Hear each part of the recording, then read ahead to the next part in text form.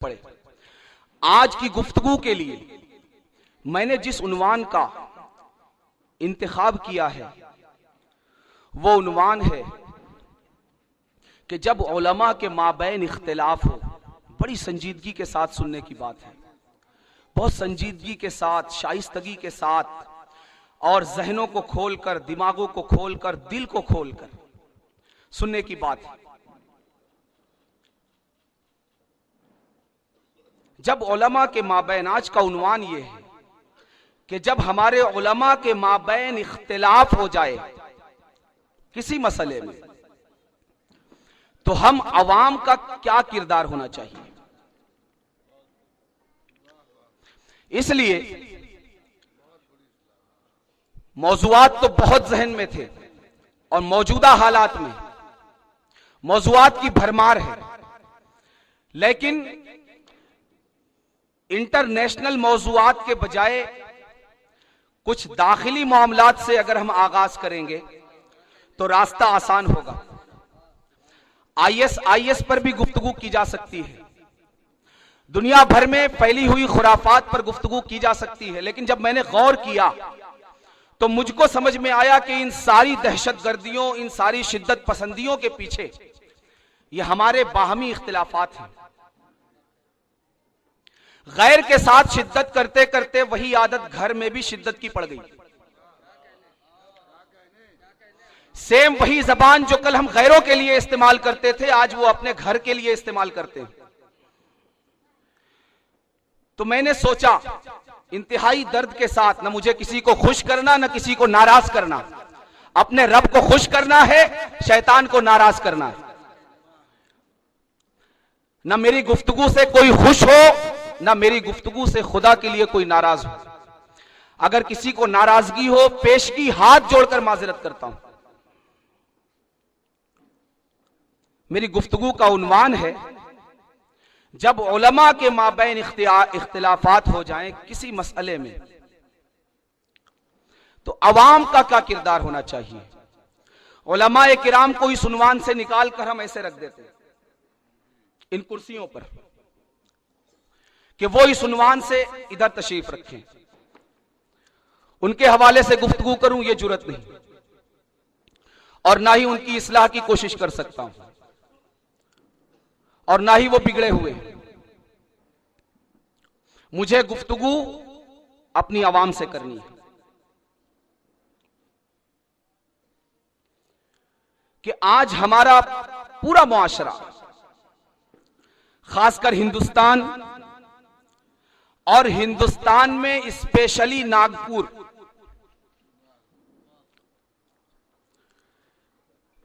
आज संतरे से ज्यादा इसकी शोहरत इख्तिलाफात की वजह से, संतरे वाली बर्फी से ज्यादा शोहरत आज इसकी इंतशारात की बुनियाद पर है।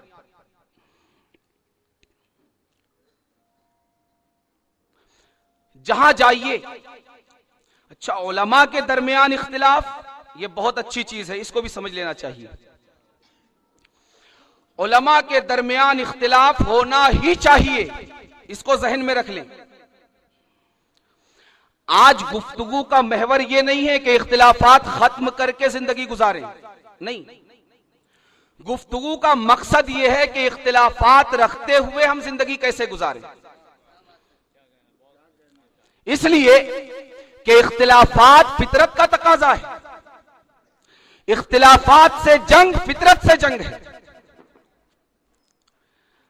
अगर इख्तिलाफात की गुंजाइश इस्लाम में न होती तो कुरान और हदीस सब कुछ खोल खोल कर बयान कर देता। इसलिए कि हर ईमान वाले का यह ईमान है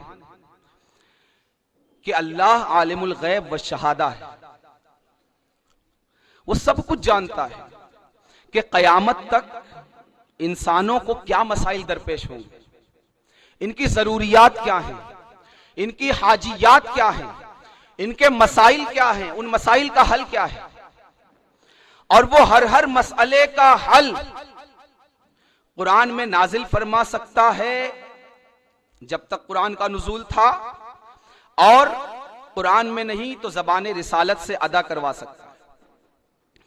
लेकिन जब हम पूरा कुरान पढ़ते हैं, हदीसे पाक के जखीरे को देखते हैं, तो हमें यह मालूम होता है कि हमारे सारे मसाइल का हल बिला वास्ता मौजूद नहीं है।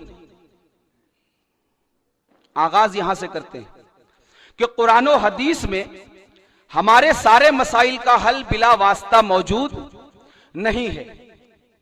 कुरान और हदीस में सारे मसाइल के उसूल बता दिए गए कि अब उन उसूल की रोशनी में हम अपने फुरूई और बाद में दरपेश होने वाले मसाइल का हल तलाश करें।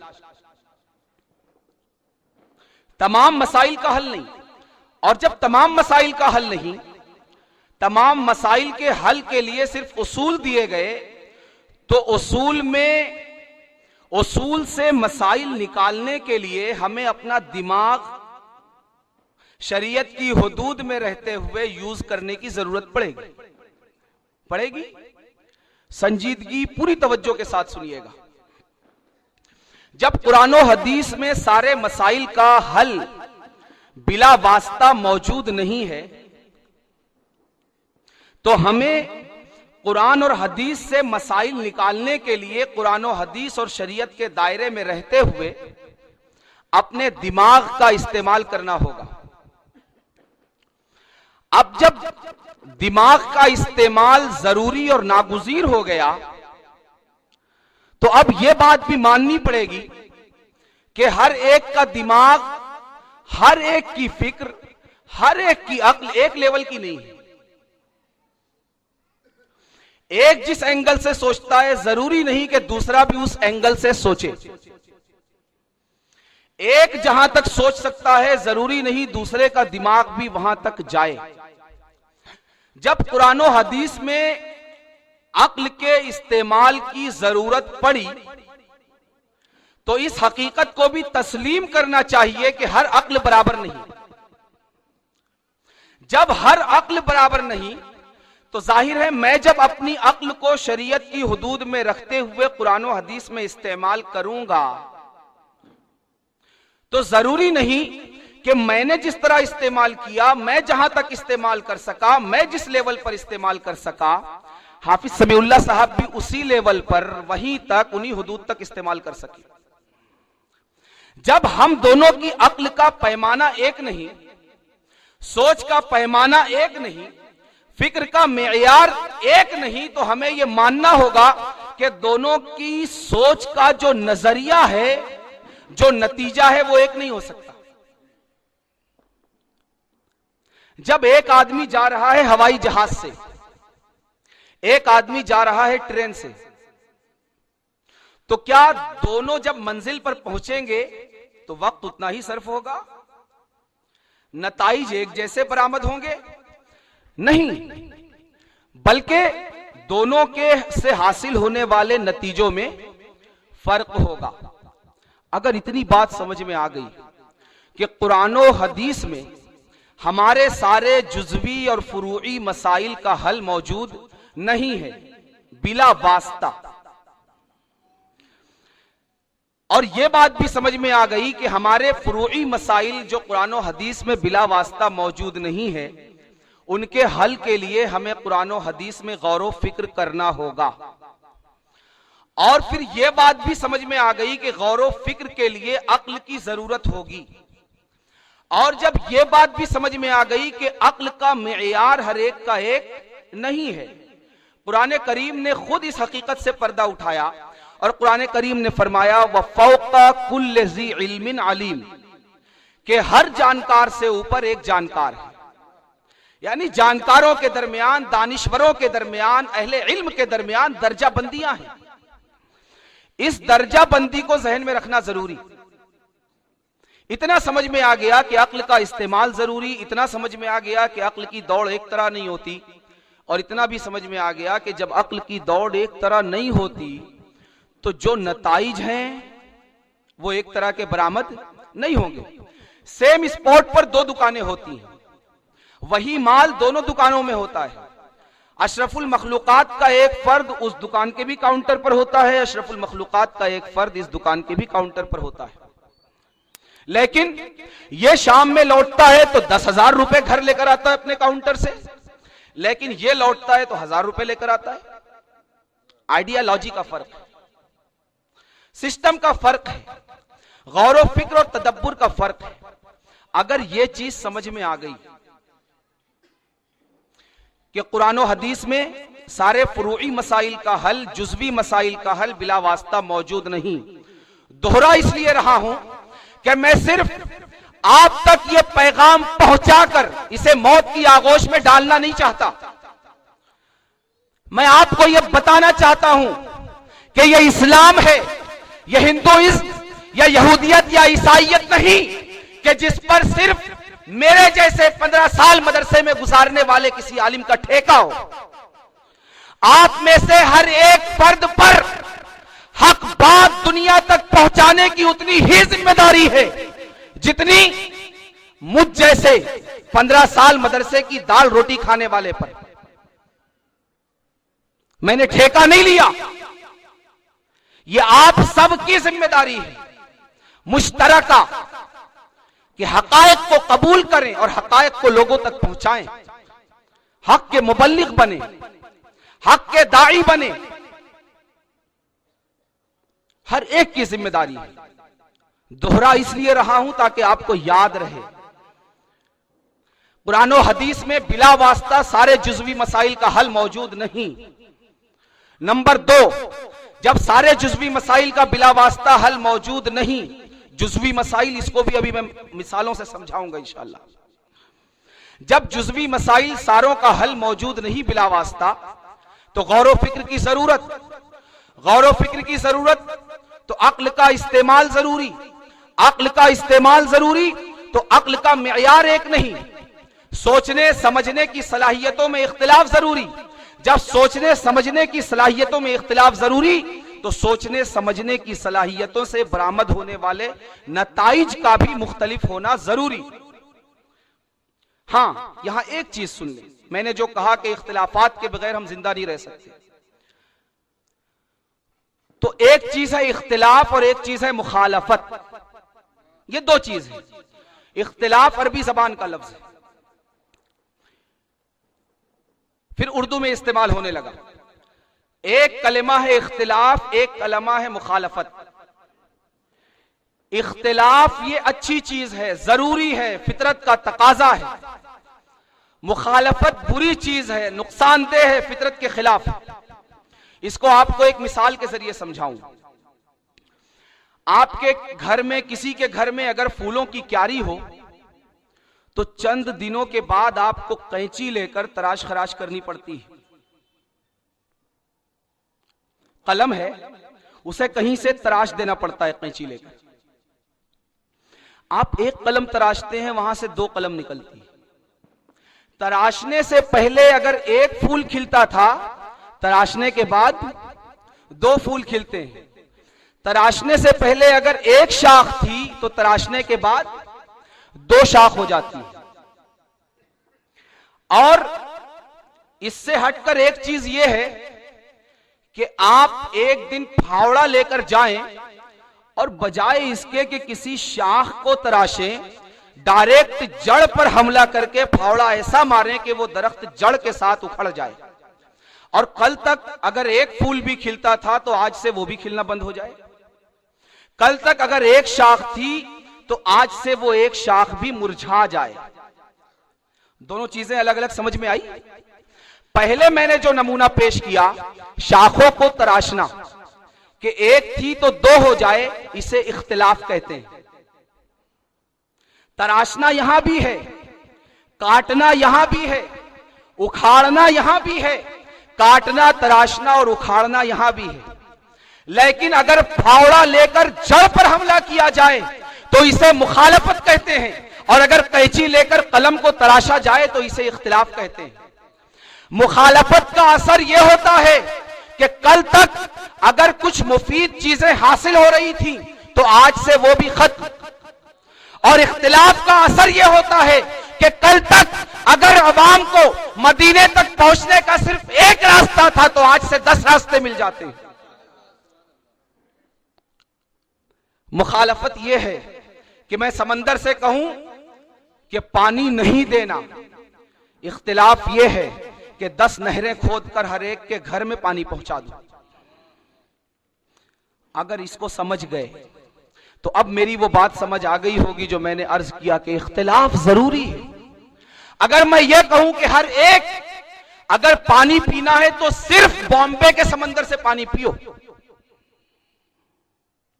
ये नलका शलका सब छोड़ दो, कोई नदी का पानी नहीं पीना, किसी नहर का नहीं पीना, जिसको पानी पीना है जाओ बॉम्बे और पानी पियो, सिर्फ इसी का। जब जब ये जुमला इस्तेमाल किया जाएगा यह मुखालफत का मजहर बनेगा। सिर्फ का इस्तेमाल सिर्फ अल्लाह की ज़ाते वादहू ला शरीक की शान में होगा, मोहम्मदुर रसूलुल्लाह की ज़ाते बाकमाल की शान में होगा और कुरान की ज़ाते लाजवाब की शान में होगा। इस 3 कैटेगरी के बाद सिर्फ का लफ्ज इस्तेमाल जहां किया जाएगा इख्तिलाफ मुखालफत होगी। सिर्फ के लिए सिर्फ अल्लाह की जात, हमारा खुदा सिर्फ एक, हमारा नबी अच्छा सिर्फ हर हैसियत से सिर्फ अल्लाह की शान में इस्तेमाल होगा, हर हैसियत से। नबी की शान में भी सिर्फ इस्तेमाल करने के लिए हैसियत का मुकर्रर करना जरूरी है। नबी सिर्फ नबी सिर्फ मोहम्मदुर रसूलुल्लाह नहीं कह सकते, काफिर हो जाएंगे। हमारे नबी सिर्फ मोहम्मदुर रसूलुल्लाह, हैसियत लगानी पड़ेगी। हमारे नबी सिर्फ मोहम्मदुर रसूलुल्लाह,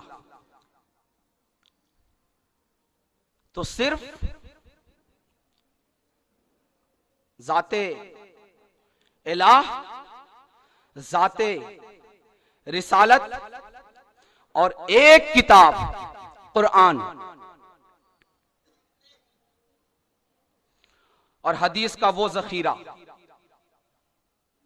जो मुतवातिर और सही है।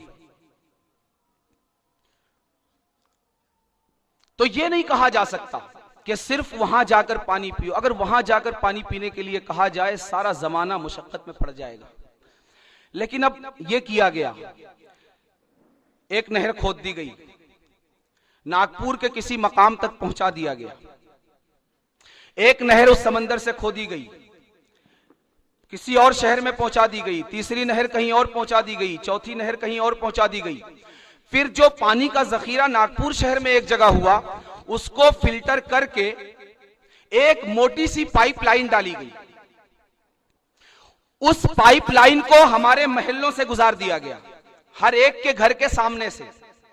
उसके बाद यह किया गया कि उस मोटी सी पाइपलाइन में हम में से हर एक ने छोटी पाइपलाइन अपने घर में ले ली। फिर अपने घर में भी एक जगह लेकर फिर अलग अलग जगह, हर जरूरत की जगह पर हमने उसका कनेक्शन ले लिया। तो हमें यह आसानी नसीब हुई कि हम बॉम्बे से 1 लोटा पानी लाने से बच गए।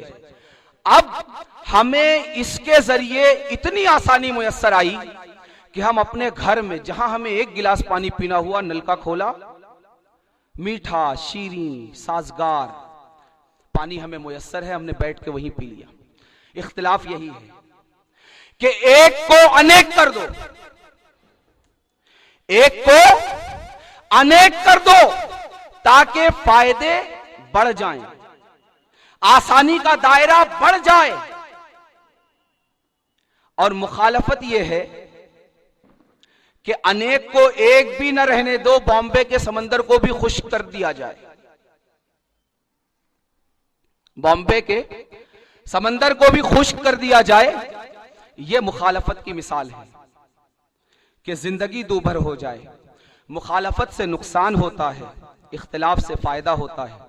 इसीलिए कहा गया कि उलमा का इख्तिलाफ रहमत है। इख्तिलाफ होता ही रहमत के लिए है, इसलिए कि इस्लाम कयामत तक के लिए आया है। और जिस चीज को लंबा सफर तय करना पड़ता है उसमें लचक रखी जाती है। ट्रेन देखिए, ट्रेन देखिए, पूरा एक ही डब्बा होता है ना, पूरा एक डब्बा होता है। सिर्फ एक डब्बा होता है पूरे ट्रेन? नहीं, डब्बों को छोटी छोटी इकाइयां बनाकर जोड़ दिया जाता है, ये इस तरह चैन बनाकर। अब ये होता है कि अगर टर्निंग आई तो ये ऐसे मुड़ जाते हैं लचक की वजह से, और अगर पूरी ट्रेन को इस तरह सीधा कर दिया जाए तो अब ये टेढ़ी नहीं होगी तो पट्टी को टेढ़ा होना पड़ेगा, ये टेढ़ी नहीं होगी तो पट्टी को टेढ़ा होना पड़ेगा, और जब रेलवे ट्रैक टेढ़ा होगा तो सारे सवारों की जिंदगियां टेढ़ी हो जाएगी। इसी तरह अगर हम अपने मौकिफ में लचक नहीं रखेंगे तो सारे जमाने का ईमान खतरे में पड़ जाएगा। वही होगा जो आईएसआईएस एक छोटे से हिस्से में कर रहा है, उसके नजदीक कोई मुसलमान नहीं। जब कोई मुसलमान नहीं तो खून हलाल है, गैरों से ज्यादा अपनों पर नजर। तो जिसे लंबा जाना होता है, जिस सवारी को लंबा सफर करना होता है, उसमें लचक रखना जरूरी। चक्के में कितनी लचक होती, कभी साइकिल खड़ा करके आप धीरे से एक बार घुमाइए, आप अगर चाहेंगे भी कि एक ही बार घूमे तो भी नहीं मानेगा आपकी। सफर करना है ना, जिसको आगे बढ़ना है लचक जरूरी है। ट्रेन अगर पूरा एक स्टेट बना दी जाए एक पुर्जे में, तो पता है आपको नागपुर में तो स्टार क्रॉसिंग है, पता है आपको? हिंदुस्तान की बेमिसाल क्रॉसिंग, जहां चारों तरफ गाड़ियां जाती हैं। अगर ट्रेन को अगर स्टेट बना दिया जाए, उसमें लचक न रखी जाए, तो नागपुर से निकलने वाली ट्रेन गार्ड लाइन से आगे नहीं जा पाएगी, या तो टेढ़ी हो जाएगी या टेढ़ा कर देगी, आगे नहीं जाएगी। लचक जरूरी, इख्तिलाफ यही लचक है, इख्तिलाफ यही लचक है। और इसी लचक के पेशे नजर 4 मसालिक वजूद में आए। मसलके इमाम आजम अबू हनीफा, मसलके इमाम शाफिई, मसलके अहमद इब्न हंबल और मसलके इमाम मालिक। कोई जरूरत नहीं थी, ये सारे सिस्टम की जरूरत नहीं थी। अल्लाह खुद नबी को सारे मसाइल का हल बता देता, आप बयान कर देते, और सब कुरान की तरह महफूज कर दिया जाता। गुंजाइशी न छोड़ी जाती सहाबा के लिए कि सरकार फरमाते बल्लिगू अन्नी वलो आया, कि जितना भी जिसके पास इल्म है मेरा बताया हुआ वो दूसरों तक पहुंचा दे। अब हर सहाबी का अलग कौल। ये चारों मसालिक की बुनियाद कुरान पर और हदीस पर है। जब कुरान एक और हदीस एक, तो रास्ते 4 कैसे हुए? ये 4 रास्ते इसीलिए हुए कि इस्लाम के बाद न दूसरा नबी आना, न दूसरी किताब आनी। जब इसको इतना तवील सफर तय करना है कि कयामत तक इस्लाम चलेगा, कयामत तक कुरान चलेगा। शायद हम तो फरामोश कर गए हो कि कुरान कयामत तक के लिए आया है। हम समझते हैं फुला की किताब कयामत तक के लिए, फुला की किताब कयामत के लिए। नहीं, किसी इंसान की किताब हमेशा चलने के लिए नहीं होती। हर एक का दायरा फिक्र महदूद, हर एक की सोच महदूद, हर एक की सलाहियत महदूद, हर एक अपने जमाने के हालात देखकर किताबें लिखता है। मैं कोई किताब लिखूं, जरूरी नहीं कि नागपुर के अलावा दूसरी जगह भी फॉलो किया जा सके, फॉलोएबल हो। जरूरी नहीं कि 10 साल के बाद नहीं, 1 साल के बाद फॉलोएबल हो। नागपुर में सिर्फ कुरान है और हदीस। तो कयामत तक जाने के लिए इस्लाम, कयामत तक जाने के लिए कुरान, कयामत तक जाने के लिए जाते रिसालत। अब जब मुसलमानों का दावा यह है कि इस्लाम का सफर बड़ा तवील है, आज से 1500 साल पहले से लेकर कयामत तक इसे सफर तय करना है, और यह फितरत का उसूल है कि जिसे लंबा सफर तय करना है, लचक रखनी होगी। बुढ़ापे में घुटने की लचक खत्म हो जाती है, घुटना जाम, कमर जाम, समझ लो आखिरी वक्त आ गया।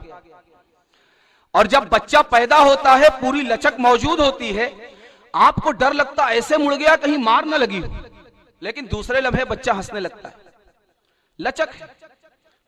पता यह चला जब कोई चीज अपने अंजाम पर पहुंचती है तो लचक कम हो जाती है या खत्म हो जाती है। घुटना अगर जाम हो जाए, समझ लो वक्ते अखीर करीब आ गया। कमर जाम हो जाए, समझ लो अंजाम करीब आ गया।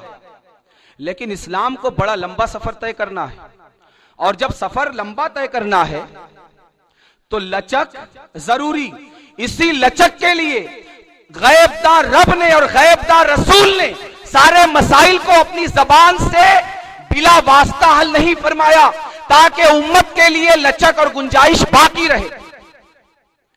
तरावीह की नमाज नबी अकरम सल्लल्लाहु अलैहि वसल्लम ने अपनी पूरी जिंदगी में सिर्फ 3 दिन बाजमात पढ़ाई। तरावीह की नमाज सिर्फ 3 दिन बाजमात पढ़ाई, और फरमाया लम यमनानी अन अखरुजा इलैकुम इल्ला अन्नी खशीतु अन युफरदा अलैकुम, कि मुझे 3 दिन के बाद सिर्फ इसलिए मैं नमाज़े तरावीह पढ़ाने के लिए अपने हुजरे से बाहर नहीं निकला कि कहीं रेगुलर मेरी इमामत की वजह से तुम पर तरावीह की नमाज फर्ज ना कर दी जाए। आपने समझा क्या कहना चाह रहे हैं सरकार? सरकार यह कहना चाह रहे हैं कि अगर फर्ज कर दिया जाए तो 5 मुश्किल है, 6 तो और मुश्किल हो जाएगी, तुम पर दुश्वारी पड़ जाएगी। इबादत है ये, किसकी? अल्लाह की। अल्लाह की इबादत में नबी उम्मत की मशक्कत का ख्याल रखें, और मैं अगर कोई मेरे पीर को ना माने तो मैं पूरी उम्मत की मशक्कत का ख्याल न रखूं। मेरा नबी रब की इबादत कम कर दे उम्मत की मशक्कत के लिए। उम्मती का मिजाज तो वही होना चाहिए ना जो नबी का मिजाज है। नबी फरमाते हैं लौला नशुक्का अला उम्मती लअमरतुहुम बिस्सिवाक इंदा कुल्ल सलाह, कि अगर मुझे ये नहीं लगता कि मेरी उम्मत मशक्कत में पड़ जाएगी, मेरी उम्मत के मशक्कत में पड़ने के डर से मैंने ये फर्ज नहीं किया कि तुम हर नमाज के वक्त मिसवाक करो। अगर मुझे मशक्कत में पड़ने का डर न होता तो मैं तुम्हें हुक्म देता कि हर नमाज के वक्त मिसवाक किया करो, और नबी जब हुक्म दे देते तो हर नमाज के वक्त मिसवाक वाजिब हो जाती। नबी हमारी मशक्कत का इतना ख्याल करें कि अल्लाह की इबादत है। नबी से अच्छी यकसुई वाली नमाज किसकी होगी? नबी फरमाते हैं कि मैं जब नमाज पढ़ाता हूं, मैं चाहता हूं लंबी किरात करूं। आज हमारे कोई इमाम साहब अच्छी किरात करते हैं तरतील के साथ, कितना मजा आता है। लगता है बस वो कुरान पढ़ते रहें और हम सुनते रहें। कहीं अच्छी अजान हो जाती है तो हम सुनने के लिए खड़े हो जाते हैं। मेरे नबी से अच्छा कुरान कौन पढ़ता होगा? उनसे ज्यादा उसके असरात को कौन समझता होगा? मगर नबी फरमाते हैं एक तरफ अल्लाह की इबादत, अल्लाह का कुरान, अल्लाह के कुरान की तिलावत, दूसरी तरफ नबी फरमाते हैं मैं चाहता हूं लंबी किरात करूं जब नमाज पढ़ाता हूं, मगर बच्चों के रोने की आवाज या ख्याल आता है तो मैं किरात छोटी कर देता हूं।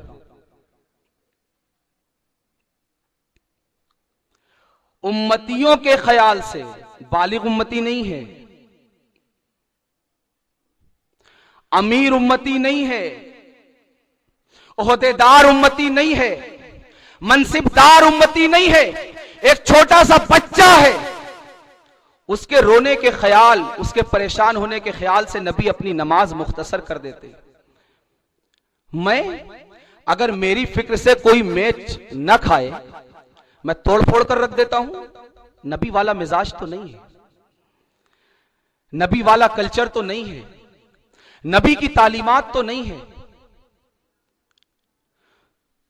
तो नबी ने लचक की गुंजाइश इसीलिए रखी है कि अगर मैं रेगुलर पढ़ाता तो फर्ज हो जाती, अब फर्ज नहीं हुई तो गुंजाइश है। जिसको जिस तरह अदा करना है, जो पढ़कर पढ़ना है, जिस कैफियत में है, जिस हालत में है, उस हालत के एतबार से अदा करें। आसानी हो गई।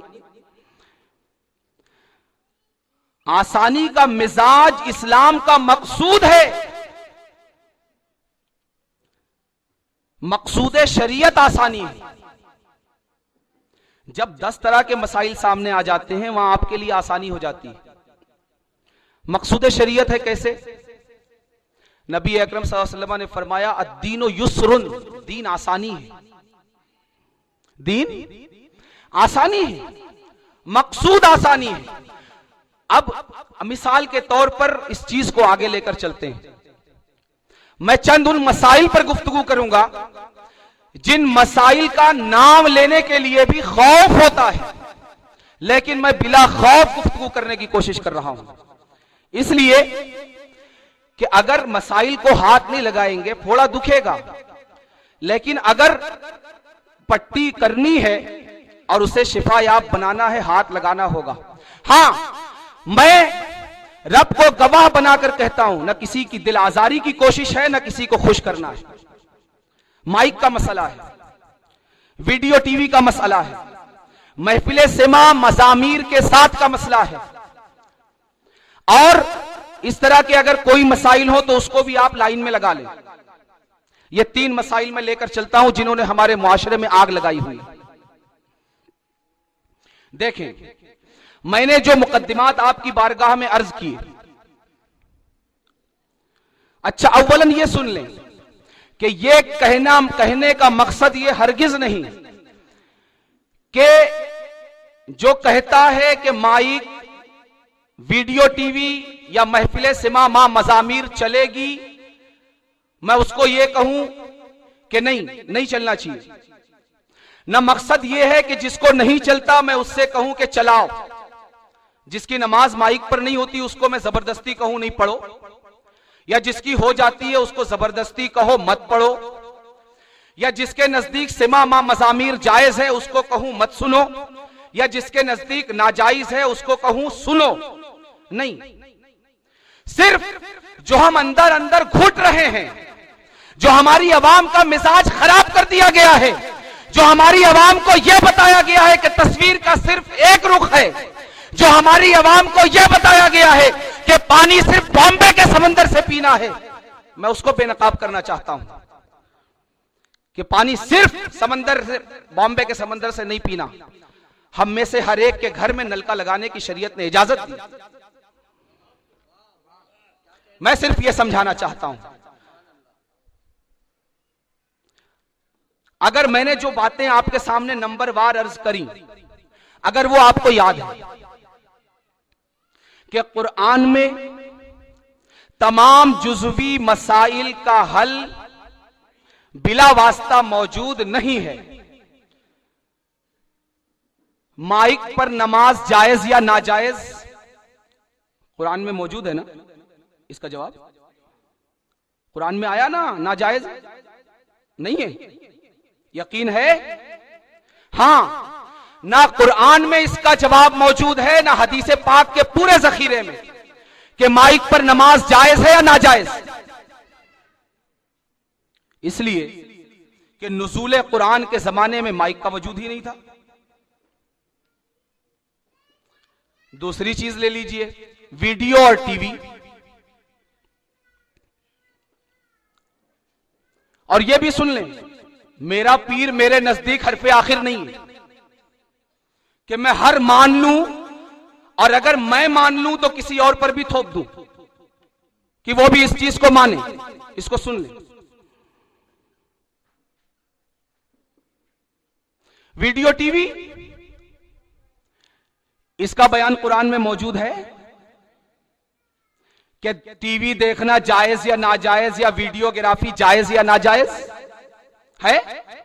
ना पूरे कुरान में इसका जवाब है, ना हदीस पाक के पूरे जखीरे में। तीसरी चीज जो हमने ली, महफिल सिमा मा मजामीर। जी डीजे भी शामिल है उसमें, मजामीर में डीजे के साथ की बात कर रहा हूं। आज हमारा मिजाज ये बना दिया गया, डीजे नहीं, ये हमारे इस्तेमाल पर है। अगर गलत इस्तेमाल आप कर रहे हैं, गलत है। ये माइक गानों की रिकॉर्डिंग में भी यूज होता है, तो ये क्यों इस्तेमाल कर रहा हूं? यही माइक यूज होता है गानों की रिकॉर्डिंग में, यही माइक गानों की रिकॉर्डिंग में इस्तेमाल होता है। अगर डीजे गानों के बजाने में इस्तेमाल होता है, नातों के लिए इस्तेमाल करने में क्या हर्ज है? लेकिन मैं इस जगह से आज कोई फैसला नहीं सुनाना चाहता कि क्या जायज क्या नाजायज। मैं सिर्फ तस्वीर का दोनों रुख आपको दिखाना चाहता हूं। बस मेरा मौकिफ मेरे लिए, जब आप मुझसे पूछोगे कि मेरा मौकिफ माइक के पर नमाज के सिलसिले में क्या है, मेरा मौकिफ टीवी देखने के बारे में क्या है, मेरा मौकिफ वीडियोग्राफी के बारे में क्या है, मेरा मौकिफ महफिल सिमा मा मजामीर के बारे में क्या है, उस वक्त मैं आपको जवाब दूंगा। और उस वक्त भी आपको नहीं बोलूंगा कि आप भी इसको अपनाओ। मानना हो कुशादा दिली से मानो, नहीं तो जिस पर दिल मुतमईन है वो करो। न मैं खुदा, न मैं रसूल, न मैं कुरान। वीडियोग्राफी का कुरान और हदीस में कोई जिक्र नहीं, टीवी का कुरान और हदीस में कोई जिक्र नहीं। इसी तरह महफिल सिमा मा मजामीर का, मजामीर में सारी दुनिया में म्यूजिकल जितने इंस्ट्रूमेंट्स हैं सब शामिल लेकर मैं बोल रहा हूं, सब, कोई खारिज नहीं है। सारे आलाते मौसीकी के साथ महफिल सिमा जायज या नाजायज, इसका कोई हुक्म कुरान या हदीस में है? ना कुरान में है ना हदीस में है, बिला वास्ता। ये मैं पहले बार बार कह चुका हूं, इसलिए दोहराने की जरूरत नहीं। जब इन मसाइल का कुरान और हदीस में जिक्र नहीं, तो आगे कौन सा स्टेप है? आगे है अब हमें गौर व फिक्र करना पड़ेगा। अब हमें गौर व फिक्र करना पड़ेगा। गौर व फिक्र किया गया, जब माइक ईजाद हुआ तो उलमाए मुहक्किकीन ने, हर आलिम यह काम नहीं कर सकता, यह अर्ज करूं, हर मस्जिद का इमाम या मस्जिद का खतीब या मुअज्जिन या चंद प्रोग्राम करवा लेने वाले चंद जिम्मेदारान ये गौर नहीं कर सकते। ये उलमाए मुहक्किकीन का हक है, उन्होंने गौर किया। आइम्मा, खुतबा, मुअज्जिनीन और जिम्मेदारों की जिम्मेदारी बस इतनी है कि अगर उनसे कोई पूछे तो वो जिस मौकिफ पर अमल करते हैं और जिसको सही मानते हैं वो बयान कर दे, लाद वो भी नहीं सकते।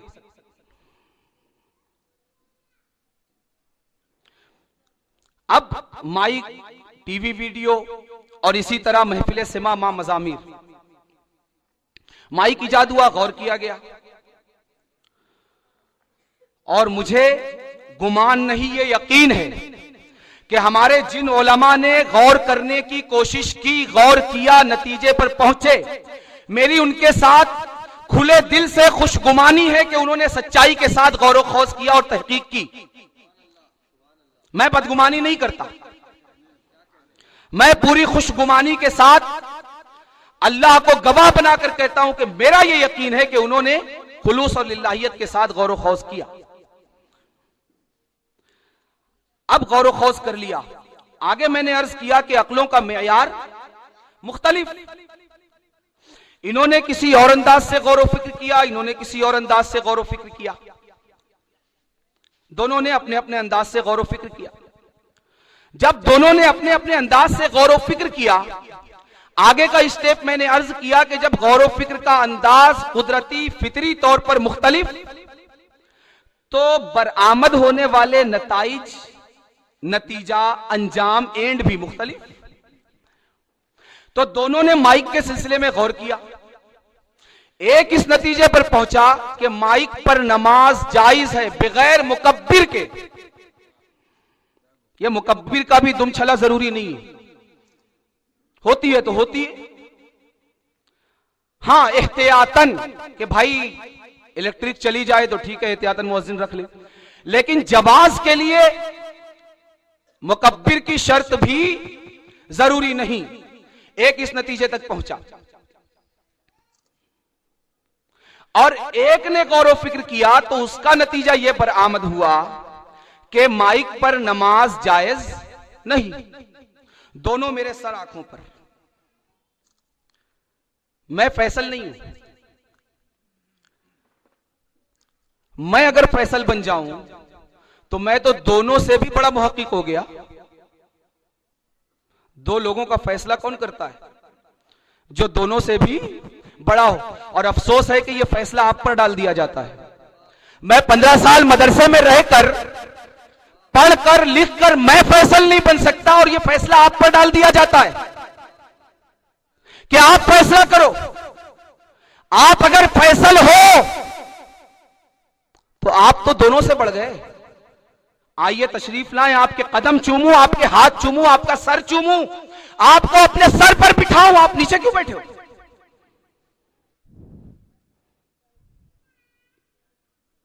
अगर मैं इस लायक हो गया, मेरी अवाम इस लायक हो गई, मैंने तो 1 सदी से अपनी अवाम को चुटकुले सुनाए और उम्मीद यह रखता हूं कि इस तरह के तहकीकी मसाइल में भी वो फैसला कर लेगी। मैंने 1 सदी से अपनी कौम को सिर्फ गालियां सिखाई और उम्मीद रखता हूं कि वो तहकीकी मसाइल हल करने की सलाहियत रखती है। नहीं हो सकता। तो 2 उलमा ने, मुहक्किकीन ने तहकीक की। एक इस नतीजे पर पहुंचा कि माइक पर नमाज जायज है। दूसरा इस नतीजे पर पहुंचा कि माइक पर नमाज जायज नहीं है। बस इसी पर आप समझ लीजिएगा वीडियो टीवी वाला और महफिल सिमा वाला। अगर टाइम रहेगा तो कुछ गुफ्तगू करूंगा, वरना इसी को समझाकर मैं खत्म करूंगा। अब दोनों ने जब गौर व फिक्र किया, 2 अलग अलग नतीजे आए और यह फितरी तकाजा है। जरूरी नहीं कि मैं गौर व फिक्र करूं तो मेरे गौर व फिक्र का नतीजा वही निकले जो इनके गौर व फिक्र का नतीजा है। मुझे पूरा राइट है कि मैं अल्लाह के लिए तहकीक करूं और जो नतीजा आए, अगरचे दुनिया में एक शख्स भी मेरी तहकीक की मुआफकत करने वाला ना हो, कुरान और हदीस की तरफ से मुझे यह राइट मिलता है कि मैं अपनी तहकीक पर अमल करूं और उसे बयान करूं।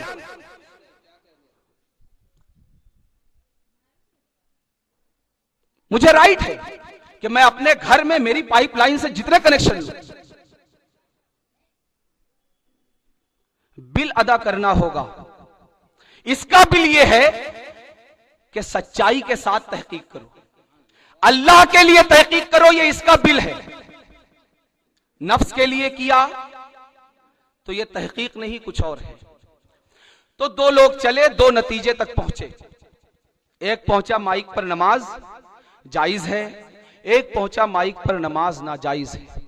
मेरा रब गवाह है, दोनों नतीजे मेरे सर आंखों पर बरहक हैं, हक हैं। माइक पर नमाज नाजायज, माइक पर नमाज जायज। आपको सिर्फ यह बताना चाहता हूं कि आप तस्वीर का दोनों रुख देखो। एक ही चीज जायज हो सकती है, एक ही चीज नाजायज हो सकती है। यहां रुककर एक मिसाल लें। इमाम आजम अबू हनीफा के यहां वजू के लिए सर के 1/4 पर भीगा हाथ घूमना जरूरी है, जिसको मसा कहते हैं। सर के आप 4 पार्ट करें जितने पर बाल उगता है, तो उसके एक हिस्से पर हाथ का घूमना जरूरी है, वरना मसा नहीं होगा, मसा नहीं होगा, वजू नहीं होगा, वजू नहीं होगा, नमाज नहीं होगी।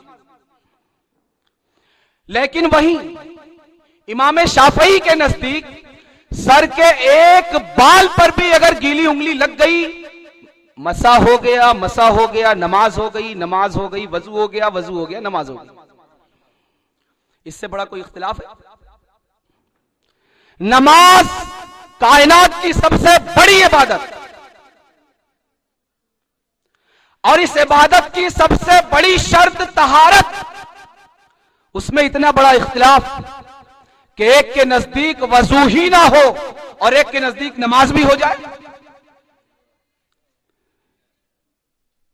जब हम इसे गवारा कर सकते हैं इसको गवारा क्यों नहीं कर सकते? इसलिए कि इमाम आजम मेरे पीर नहीं है, इसीलिए गवारा कर लेता हूं। इसीलिए गवारा करता हूं कि इमाम शाफई मेरे पीर नहीं है। Very wrong. इस्लाम ने सोचने का यह तरीका हमें नहीं सिखाया, समझने का यह अंदाज नहीं दिया। कुरान कहता है ला यजरिमन्नकुम शनआन कौमिन, कि तुम्हें किसी कौम की दुश्मनी इस बात पर आमादा न करे कि तुम उसका हक भी कबूल ना करो।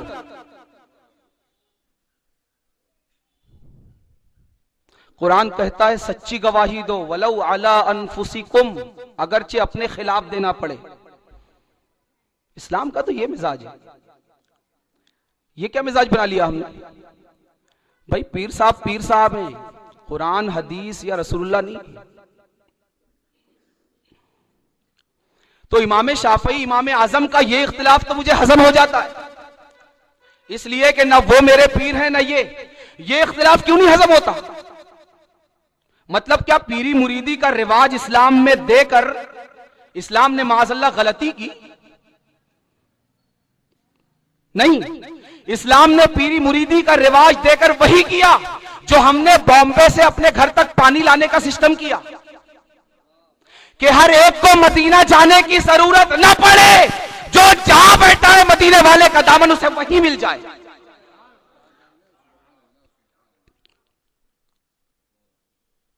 इस एंगल से सोचना होगा। दिल साफ करो, हर मंजर अच्छा नजर आएगा, हर मंजर खूबसूरत दिखाई देगा, हर एक के लिए दर्द पैदा होगा। अब हर एक के लिए सच बोलने और किसी की सच कबूल करने का जज्बा पैदा होगा। दोनों हक है। माइक पर नमाज नहीं होती, हक है। माइक पर नमाज होती है, हक है। अब इन दोनों मुहक्किकीन का रोल क्या है? इनका रोल यह है कि अगर इनके पास जाए जिन्होंने कहा है नाजायज है कि हजरत माइक पर नमाज होगी या नहीं, ये उसको जवाब दे दे नहीं होगी। और हर फतवे के आखिर में पता है वल्लाहु ताला आलम लिखा जाता है कि अल्लाह ज्यादा जानने वाला है। क्यों? यह बताया जाता है कि मैं जो कह रहा हूं हरफे आखिर नहीं, इमाम शाफई की यह तहकीक हरफे आखिर नहीं, इमाम आजम की यह तहकीक हरफे आखिर नहीं। इसलिए तो दोनों हक है। और सिर्फ हक नहीं, दोनों को अज्र मिलता है। अल्लाह के नजदीक हक एक ही है, या तो चौथाई सर का मसा फर्ज होगा या एक बाल पर, मगर हमारे लिए दोनों हक, और दोनों को अज्र मिलता है।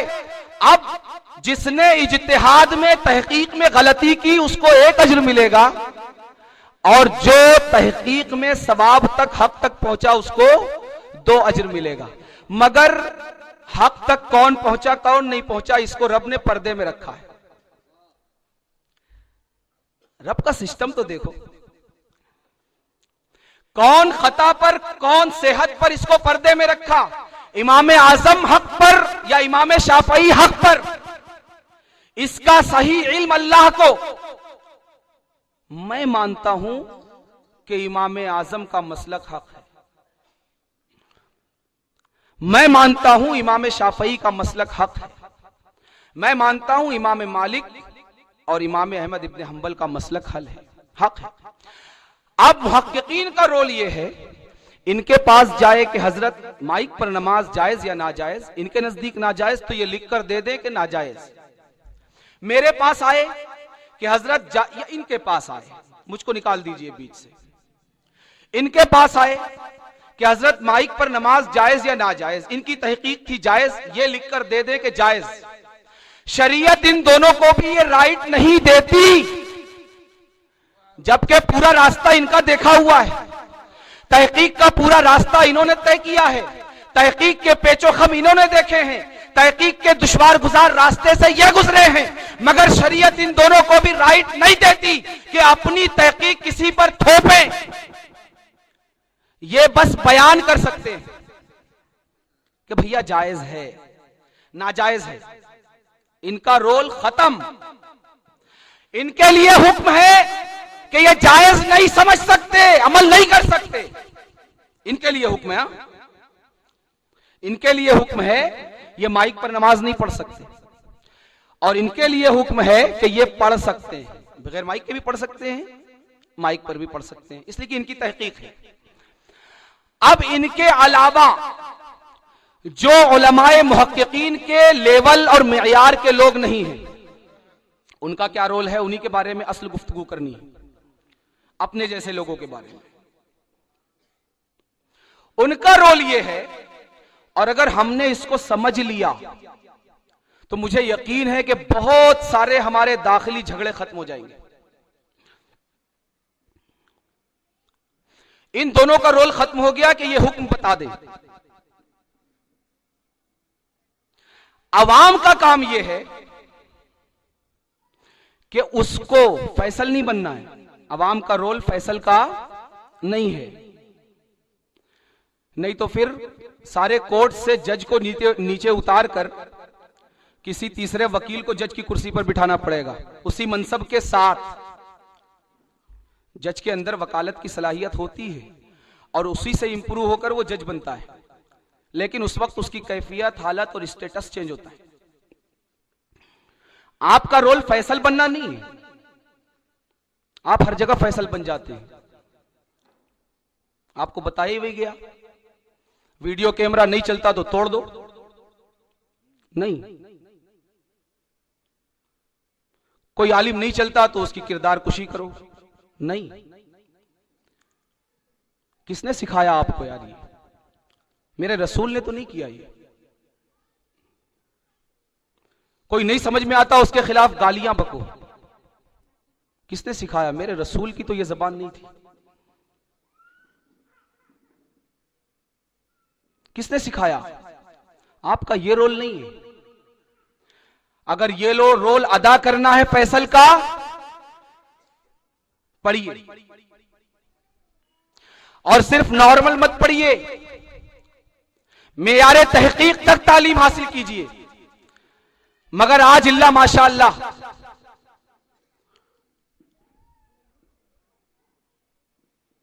आपका रोल क्या है? आपका रोल यह है कि आप ये देखें आपको आसानी किसमें है। आपका रोल क्या है? आप ये देखें आपको आसानी किसमें। इसलिए कि ये दोनों को शरीयत ने जो राइट दिया रिसर्च और तहकीक का, ये मकसद ही इसका यह था कि आपको आसानी मिले। हमने गुलाब की टहनी को जो तराशा था उसका मकसद ही यह था कि माली को 1 से 2 फूल मिले, 2 से 4 फूल मिले, 4 से 8 फूल मिले। इनको इस तराश खराश की इजाजत ही शरीयत ने इसलिए दी कि आपको आसानी मिले। अगर एक रास्ता था जब तक माइक नहीं था, माइक आने के बाद आपको 2 रास्ते नमाज के मिल जाएं। आप ये देखें आपको आसानी किसमें है। जिस चीज का मकसद ही आसानी देना है, हमने उसी के गेट पर नो एंट्री बंद। मकसद ही आसानी, और सरासर उसको जहमत का उन्वान बना दिया।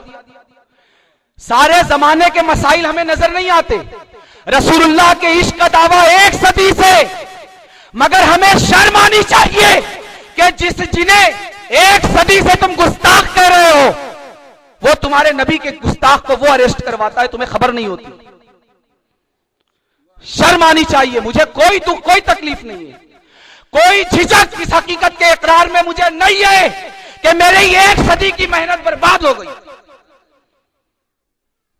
मेरी 1 सदी के जलसे, 1 सदी के जुलूस, 1 सदी के मदारिस, 1 सदी के मदारिस और मसाजिद की तकरीरें, खिताबात बर्बाद।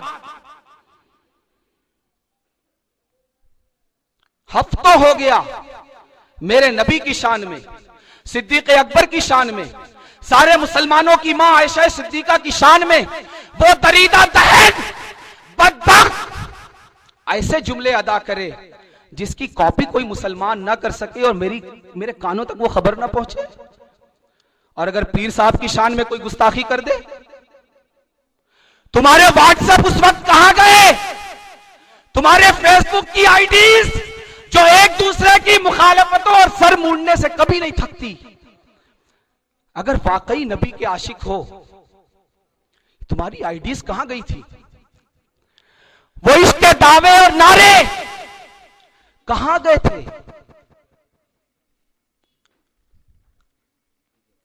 जब चिड़िया खेत चुग गई तब खबर होती है। आशिकों का यह हाल नहीं है।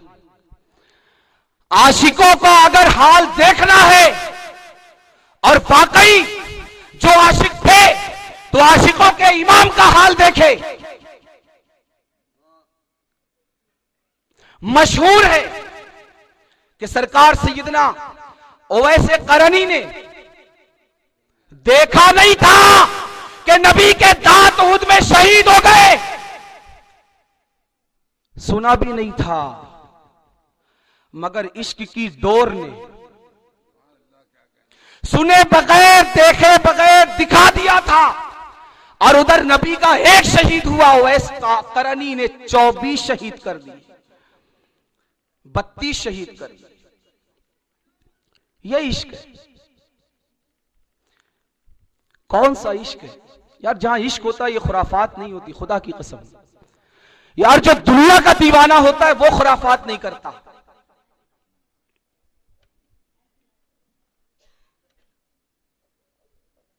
दीवाने कभी ये नहीं करते।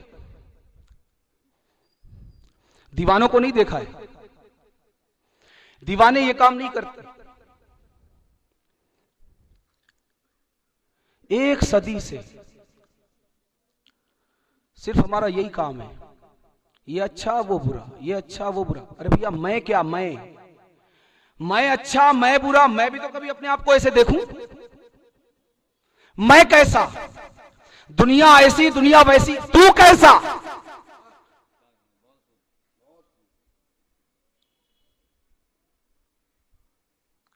अपने बारे में भी सोचें। आज कौम कहां है? आज कौम को यह पता नहीं किसकी उम्मत है। आप में से मुझे रब को गवाह बनाकर बताइए कितने लोगों को किसी मोमेंट पर यह ख्याल आता है कि मैं नबी का उम्मती हूं, मोहम्मद रसूलुल्लाह का सल्लल्लाहु अलैहि वसल्लम। कितने लोग हैं कि जब अपनी दुकानों में बिजनेस करने के लिए बैठते हैं तो उन्हें यह याद आता है कि मोहम्मद रसूलुल्लाह का उम्मती बैठा है। कितने लोग हैं कि जब कोई काम करते हैं तो वो ये सोच कर करते हैं कि मोहम्मद रसूलुल्लाह के उम्मती को करना है। उनकी निगाह मोहम्मद रसूलुल्लाह की तरफ नहीं जाती, उनकी निगाह अमेरिका और यूरोप की तरफ जाती है। एक मॉडर्न इंसान कर रहा है, एक तरक्की याफ्ता बनी जात इब्ने आदम कर रहा है।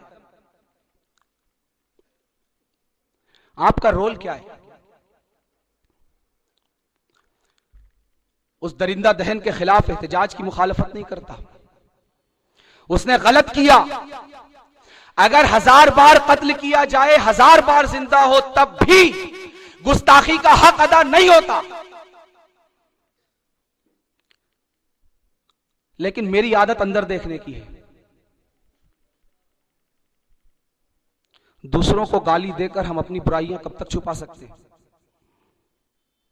और आखिर में अर्ज करूंगा कि उस बदबख्त ने मेरे नबी को देखकर नहीं कहा,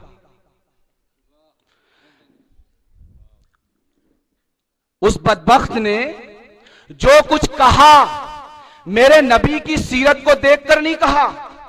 इसलिए कि मेरे नबी की सीरत तो वो है कि गैरों ने भी तारीफ के पुल बांधे। उसने नबी की तस्वीर मुझ उम्मती को देखकर उतारने की कोशिश की। होना यह चाहिए था कि वो ये सोचता कि उम्मती के अखलाक और किरदार इतने आला हैं, नबी के अखलाक और किरदार का आलम क्या होगा। हां, जिन्होंने गरीब नवाज और सरकार ताजुल औलिया, सरकार महबूब इलाही को देखा, वो कभी गुस्ताखी नहीं कर सके। बल्कि आज भी बहुत सारे तिवारी जाकर वहां घुटने टेकते हैं सरकार ताजुल औलिया की चौखट पर।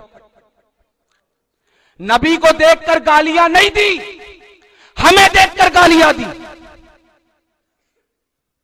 उम्मतियों के किरदार का आईना उसकी निगाहों के सामने, उम्मतियों के अखलाक का आईना उसकी निगाहों के सामने है। मुजरिम हम हैं, उससे पहले मुजरिम हम। उसने क्या किया? नबी का दिल दुखाया। हमने गौर किया हम कितनी मर्तबा नबी का दिल दुखाते हैं।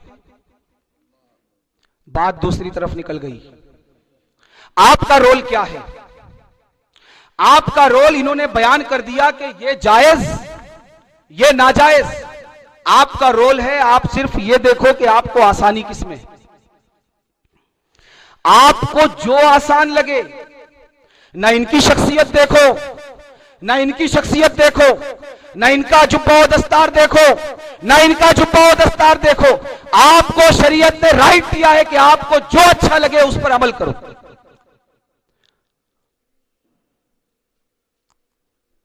और आसानी पर अमल करना तबीयत पर अमल करना नहीं है। बहुत सारे लोग कहते हैं तबीयत पर अमल है, शरीयत पर नहीं है। नहीं नहीं नहीं नहीं, ये बहुत बड़ी बदगुमानी फैलाई गई है। शरीयत फरिश्तों के लिए नहीं बनाई गई। शरीयत किसी और मखलूक के लिए नहीं, इंसानों के लिए बनाई गई। तो जो इंसानों के लिए जिस जमाने में जो आसान है और जिसमें गुंजाइश है उस पर अमल किया जाएगा। आसानी का मिजाज नबी ने दिया है कि बच्चे की आवाज आ जाती है, ख्याल आ जाता है, मैं नमाज मुख्तसर कर देता हूं, किरात मुख्तसर कर देता हूं। इससे क्या मिजाज मिला? आप अपनी आसानी देखें। अगर आपको आसानी इसमें है, आपका दिल इसमें मुतमईन है कि माइक पर नमाज पढ़ना है, तो आप ये दोनों की तरफ देखें बगैर इन दोनों का। अब अमल दखल खत्म, अब वो शरीयत का हुक्म हो गया। दोनों हुक्म शरीयत का। आपको आसानी इनकी बात पर अमल करने में है, इनकी बात पर अमल करें, इनकी बात पर अमल करने में है, इनकी बात पर। जिसकी नहीं होती वो उसको मजबूर ना करे, जिसकी हो जाती है कि तू मत पढ़, ना जिसकी हो जाती है वो उसको मजबूर करे कि तू पढ़। ये आपका रोल है। इसी तरह वीडियो टीवी में, इसी तरह महफिल सिमा मा मजामीर में एक और जरूरी चीज जो प्रिंसिपल और एक उसूल की हैसियत रखती है, इसको भी याद रख लें तो इंशाअल्लाह मामला बहुत आसान हो जाएगा। कि जब भी उलमा के दरमियान इख्तिलाफ हो, शरई और फिक़ही इख्तिलाफात में उम्र का कोई दखल नहीं है। कि ये 100 साल के हैं, इनकी एक तहकीक है, ये 50 साल के, इनकी एक तहकीक है, तो 100 साल वाला पुराना है तो उसी की माना जाए। शरीयत में कहीं ना ये कॉन्सेप्ट है, ना तसव्वुर, ना ये मिजाज। आपका रोल बस वही है, 100 साल वाला हो या 50 साल वाला, आपको जिसमें आसानी लगती है आप उस पर अमल करें। इसी तरह नंबर 1 उम्र का दखल नहीं। नंबर 2 पीरी मुरीदी का दखल नहीं। नंबर 2 पीरी मुरीदी का दखल नहीं। मसलन मैं किसी से मुरीद हूं, उनकी एक तहकीक है, और मैं किसी से मुरीद नहीं हूं, उनकी एक तहकीक है। मुरीद पर यह लाजिम नहीं कि पीर ही की तहकीक पर अमल करे। मुरीद पर लाजिम नहीं कि पीर ही की तहकीक पर अमल करे। अगर उससे शौक है, उसका दिल उस पर मुतमईन होता है, हब्बजा मरहबा 1000 बार करे। हर मुरीद के लिए उसके पैर की जूतियों में लगी हुई खाक उसकी आंख का सुरमा है, हर मुरीद के लिए। लेकिन शरीयत में इसका कोई रोल नहीं, फिक़ही मुख्तलफ़ी मसाइल में इसका कोई रोल नहीं। मुरीद को अमल करना है, करे, मगर मुरीद को यह राइट नहीं कि किसी और का मुरीद अगर उस पर अमल नहीं करना चाहता तो वो उस पर थोपे, उसकी वजह से लड़े, झगड़े, इंतशारात और इख्तिलाफात पैदा करे। इसका भी कोई दखल नहीं। और यह भी जरूरी नहीं कि अपने पीर को छोड़कर दूसरे ही की तहकीक पर अमल करो, दोनों जरूरी नहीं। आपको आसानी किस में है, आपका शरह सद्र किस पर होता है, आपको इत्मीनान किस पर होता है। ये 2 चीजें, ना पीरी मुरीदी का दखल है, ना ही उम्र का दखल है। और इसी तरह उम्र के साथ साथ ये जमाने का भी मसला हल हो गया। अब अगर पीरी मुरीदी का दखल होता, पीरी मुरीदी के बारे में ये कॉन्सेप्ट भी समझ लेना चाहिए, क्लियर कर लेना चाहिए कि हर एक का पीर उसके लिए दुनिया के सारे पीरों से बड़ा है। यह दरसे तसव्वुफ है। हर एक का पीर, सूफिया फरमाते हैं कि गौस भी मुरीद के लिए उसके पीर के बाद, ख्वाजा भी मुरीद के लिए उसके पीर के बाद। यह अकीदत की दुनिया है, फिक़ही मसाइल की दुनिया नहीं है। अगर फिक़ही मसाइल में ऐसा होता, गौसे आजम से बड़ा पीर कौन है? गौसे आजम पीरों के पीर, मीरों के मीर,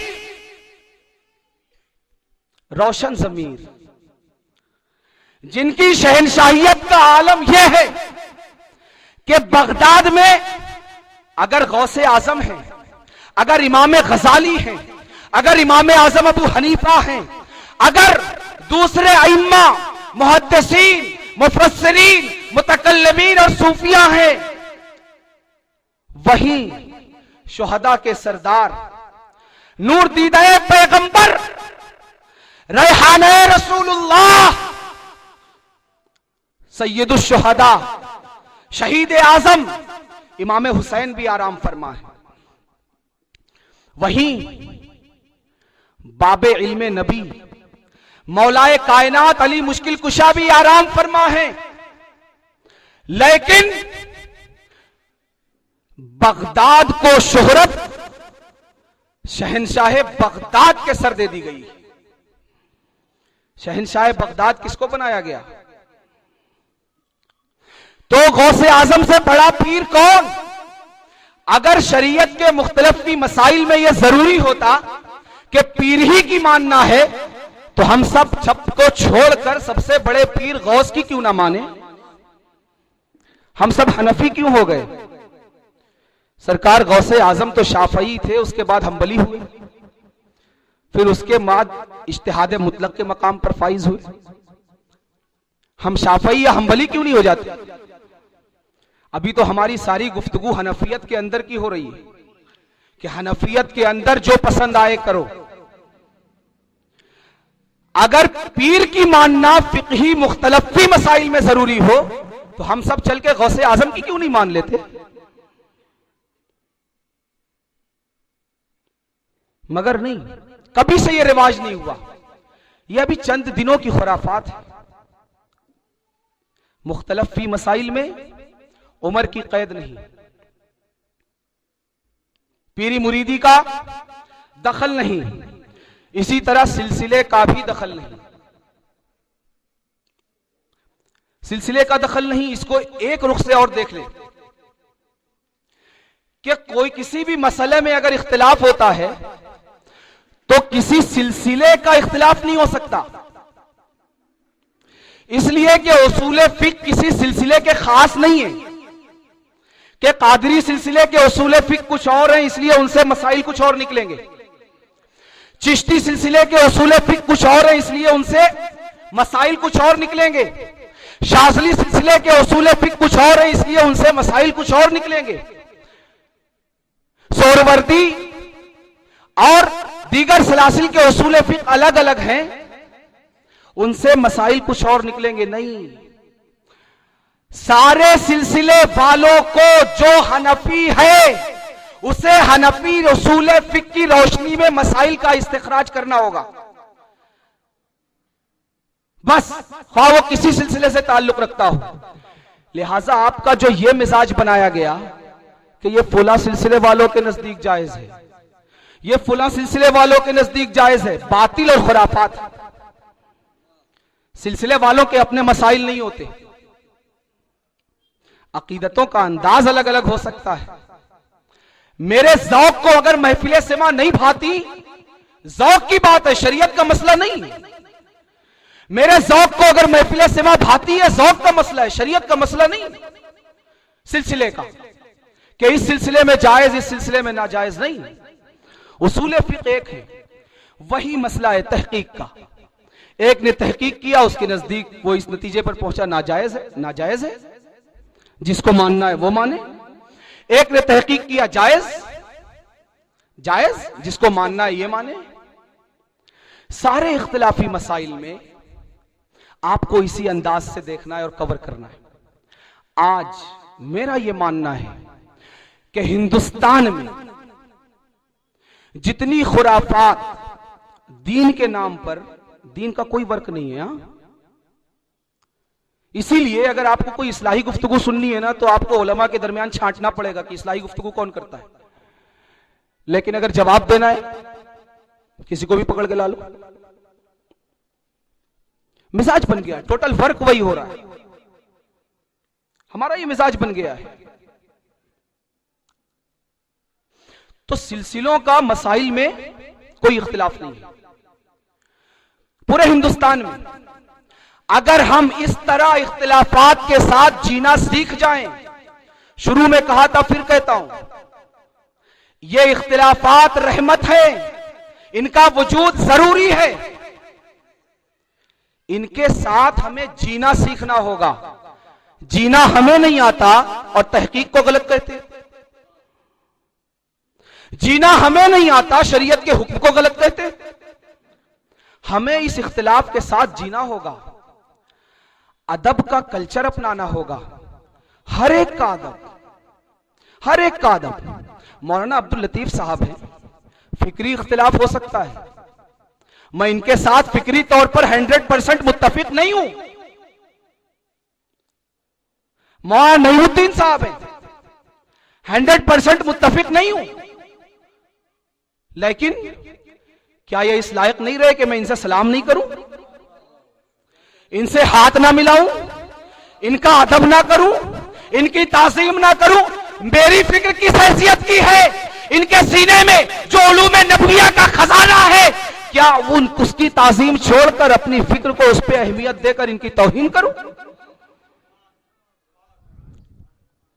नहीं, मैं ये नहीं कहता कि आप फिक्री तौर पर मुझसे मुत्तहिद हो जाएं, मुझसे मुत्तफिक हो जाएं।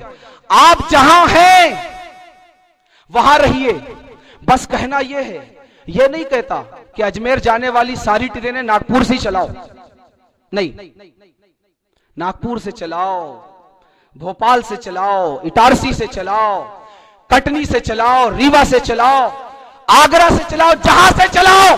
कहना बस इतना है कि जो गाड़ी अजमेर के लिए निकले बीच में उसे न रोको। अजमेर के लिए निकलने वाली हर गाड़ी को अजमेर जाने दो, बस कहना इतना है। आपको इस पैगाम का मुबल्लिग बनना है। अगर अच्छा लगे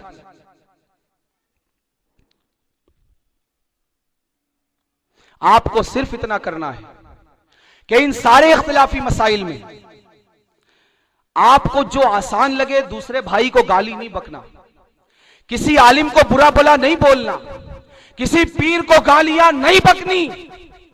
बस आपको जो अच्छा लगता है नीचे सर करके आप वो करते चले जाएं।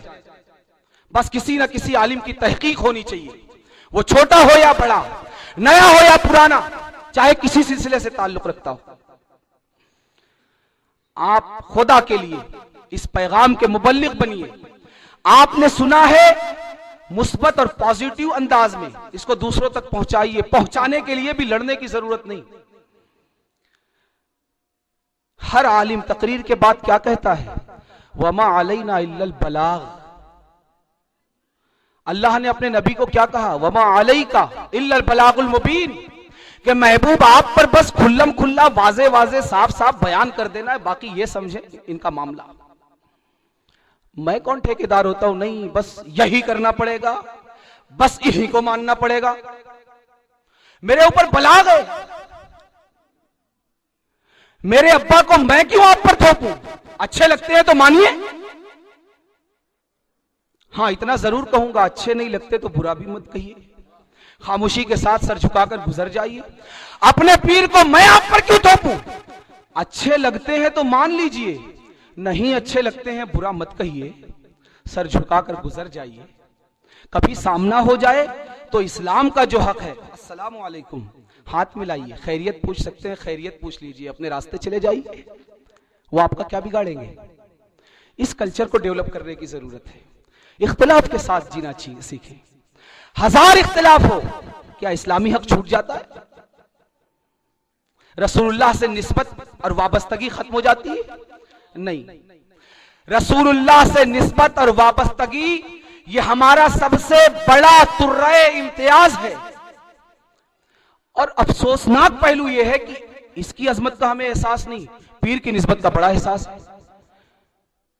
यार पीर की निस्बत से बड़ी रसूलुल्लाह की निस्बत है। पीर की निस्बत की वजह से अगर मैं इसका एहतराम करता हूं तो रसूलुल्लाह की वजह से जिसकी मेरी फिक्र नहीं टकराती उसका एहतराम नहीं कर सकता। तो खुदा के लिए कहना सिर्फ इतना है, कोशिश यही करता हूं कि वो इश्यूज जो हमारे दरमियान कांटा बने हुए हैं उसकी हकीकत आपके सामने वाज़ेह हो जाए। बस आप इसको समझ लें, अपने जहनों में उतार लें, अपने दिल में उतार लें कि करनी वो जो किसी हनफी आलिम की राय हो, तहकीक हो और दूसरे को बुरा भला नहीं कहना। अगर हमने इस पर अमल कर लिया तो हिंदुस्तान की सारी खुराफात तो खत्म हो जाएगी। मैं समझता हूं बहुत सारे जलसे जुलूस भी खत्म हो जाएंगे। अक्सर जलसे की पैदाइश उसी वक्त होती है जब किसी के खिलाफ बोलना होता है। बहुत सारे ऐसे लोग मैं देखता हूं कि 50-50 साल गुजर गए, कौम की इस्लाह के लिए कभी कौम में नहीं आए, लेकिन किसी को गाली बकनी हो फौरन स्टेज सजाकर तकरीर करते। तो अगर हमने ये चीज समझ ली, इस पर अमल कर लिया तो खुराफात खत्म होगी, बहुत सारे इस तरह के जलसे जुलूस खत्म होंगे और बहुत सारे मुस्बत वर्ग के रास्ते निकलेंगे, भाईचारा का एक माहौल पैदा होगा।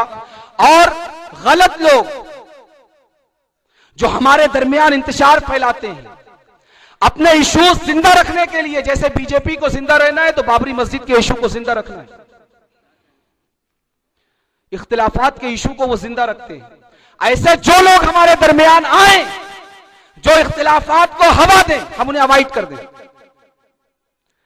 और किसी सिलसिले का बुजुर्ग आए, किसी जगह का आए, कहीं से आए, अगर वो हमारा सुन्नी भाई है उसको अपने सर आंखों पर बिठाएं, उसका अदब करें, उसका एहतराम करें, कुर्बान हो जाएं, इसलिए कि जो इस्लाह का काम कर रहे हैं, खुदा की कसम ये आंधियों में जलने वाले चिराग हैं।